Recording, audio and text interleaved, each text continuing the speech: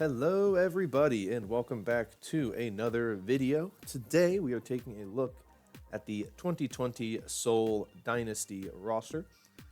The Seoul Dynasty 2019 season finished with a 15-13 record with a plus 14 differential. They were the number 8 seed overall. They went into the play-in tournament, of course, with a first round bye, and were able to get into the playoffs after beating the Guangzhou Charge. So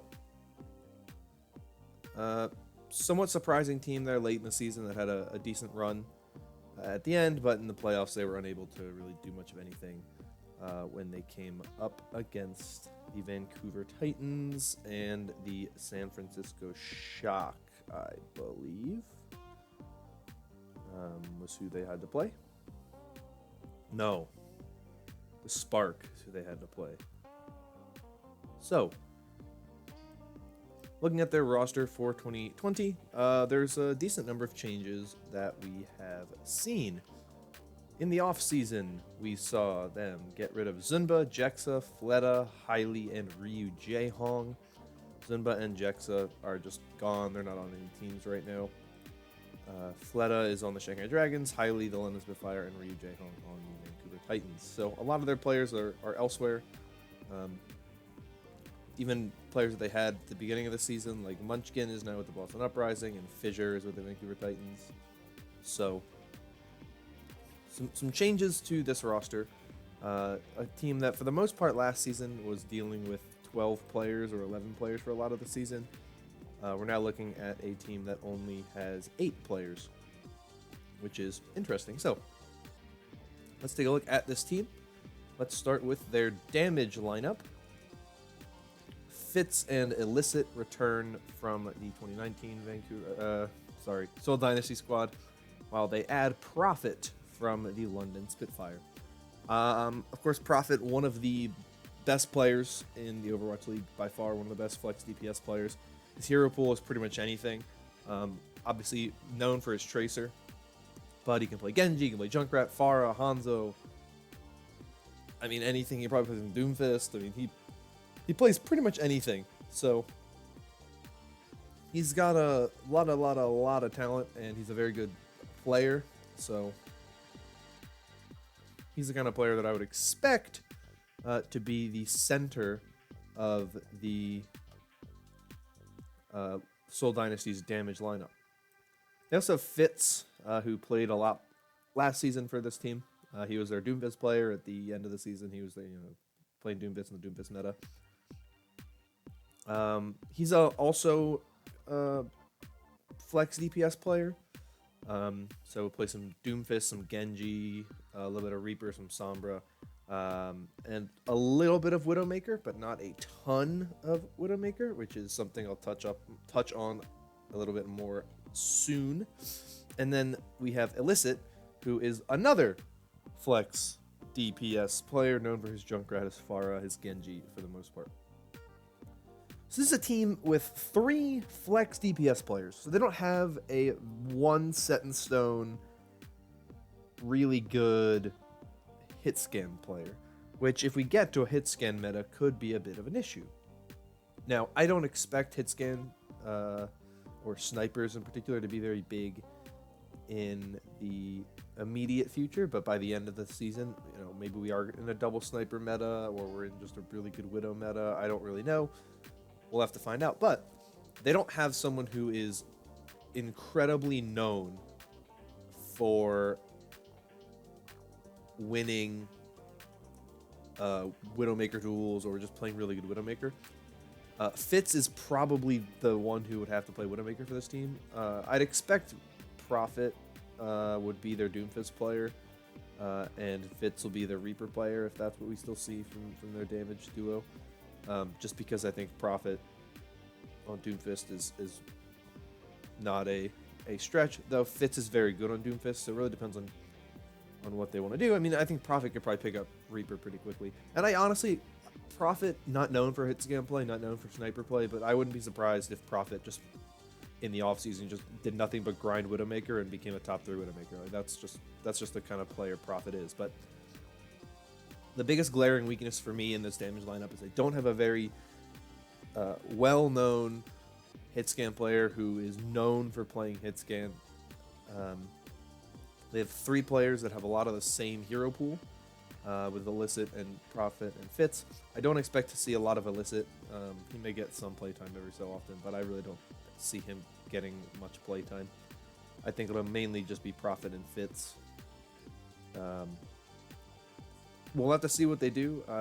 It's a very weird team to me, just because of the fact that they have so many weird things going on with their damage lineup, and they don't have a very set in stone hit scan player, so it'll probably be Fitz, but I'm not positive, so we'll have to see where they opt to go going forward with their damage lineup, and they have to hope that they don't get into a really good Widowmaker meta, because if they do, they may start to struggle a little bit in that damage lineup.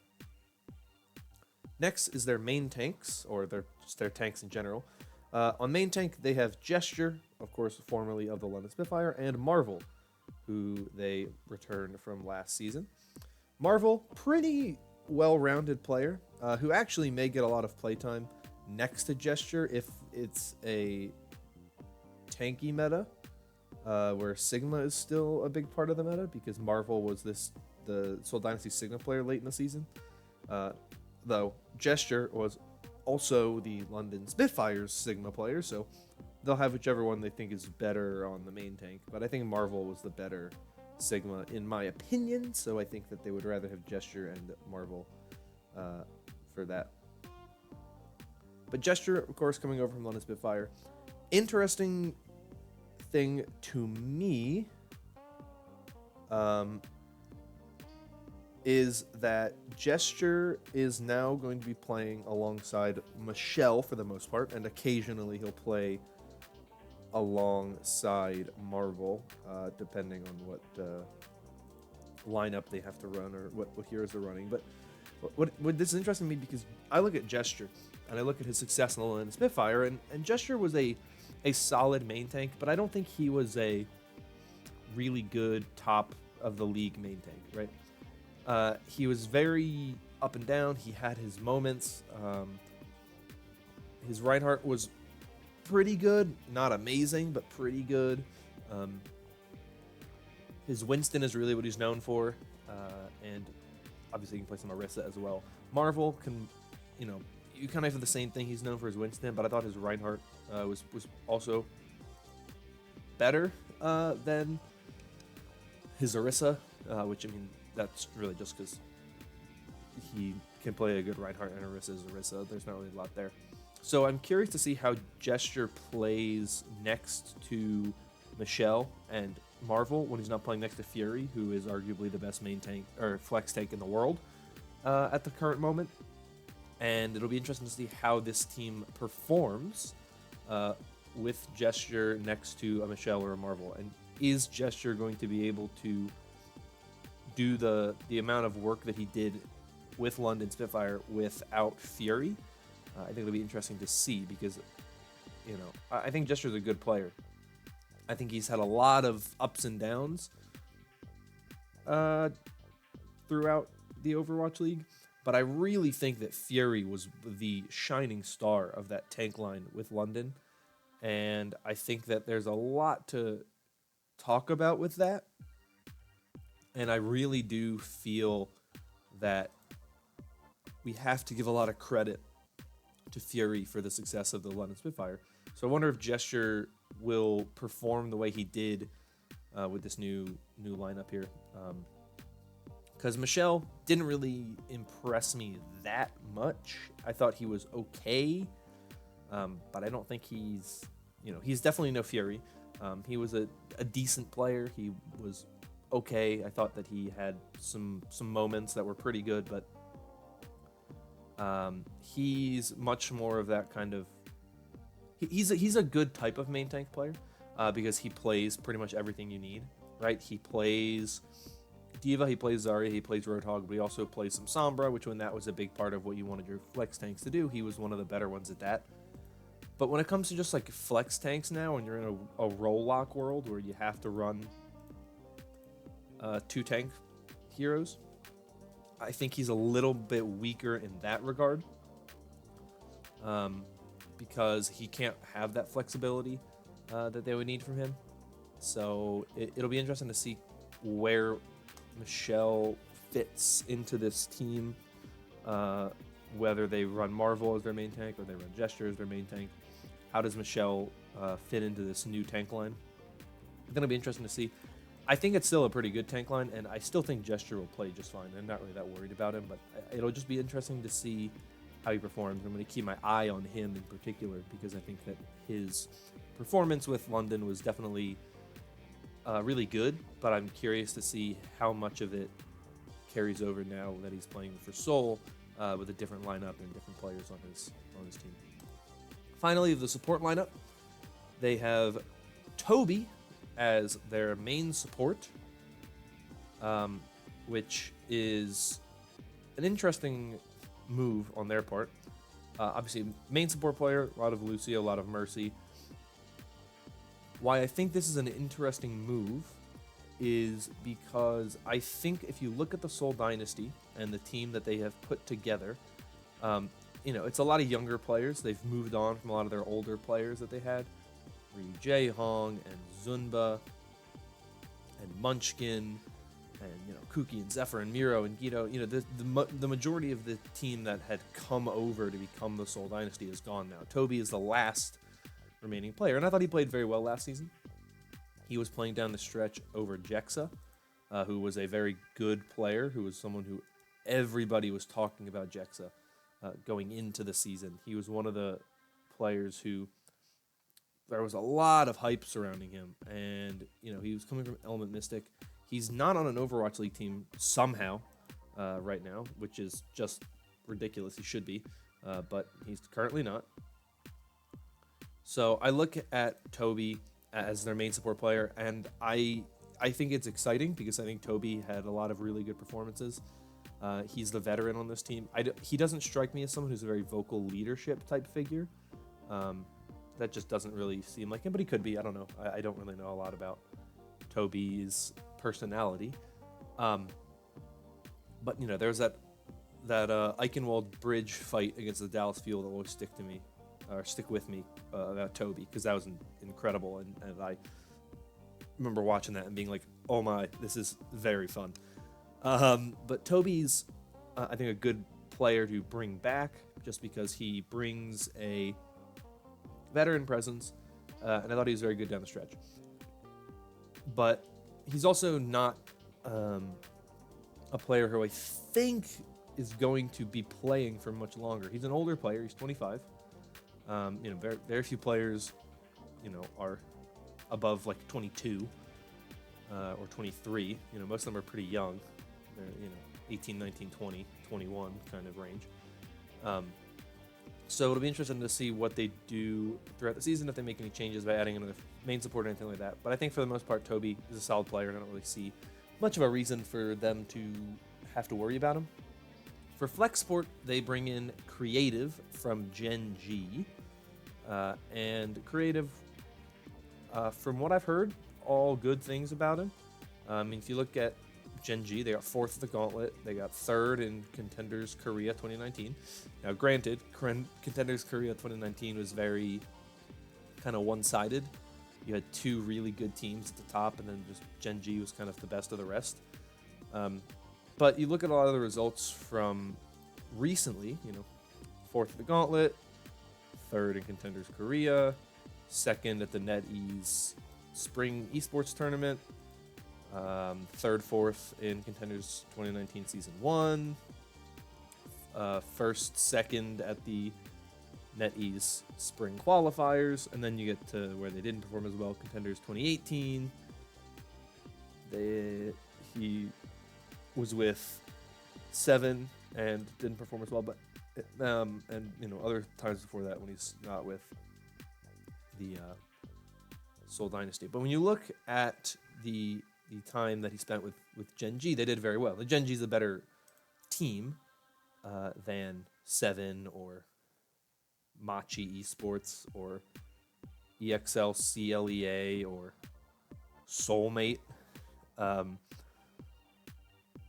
But a lot of good results for him recently. So you have to give him some recognition for that. And he's been with the Genji organization now for about a year, a little less than a year. So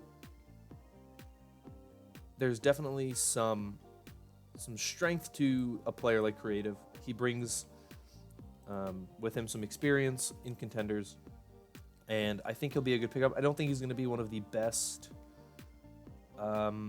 players in the league at his position. I think there's a lot of really good players that have come in since the end of the season in the flex support role. Obviously, I'm drawing blanks on names. This is really embarrassing. But there's some that like Myunbong for the Boston Uprising, and Alarm for the Philadelphia Fusion. Those are some players that are really, really good that I expect a lot out of those players. But I think Creative will be just fine, and I think he is a good addition for this team. Overall, I think this team's kind of a middle-of-the-table team, high middle-of-the-table team. I think this is a team that will be competing for a spot in the playoffs. I think they are good enough to be a team that is competing for the playoffs. I think they have a lot of really talented players, but I don't think they're the best team in their division. I think they are a team that I would kind of put at a 4 to 8 range, as 4 to 10 range in terms of where they finish. I'll go 5 to 10. 6 to 10. 6 to 10 range. All right, final answer. 6 to 10 range is where I think they'll finish. I think they'll kind of be a low playoff team in terms of the way they finish. I think they're going to compete for the play-in tournament for the most part, or most likely outcome. But I think they're still a very good team. I think there's a lot of talent on this team. I think there is a really good chance that this team just goes off and dominates. I think that the team is that good. I think they have a lot of what they need to be able to compete at a high level.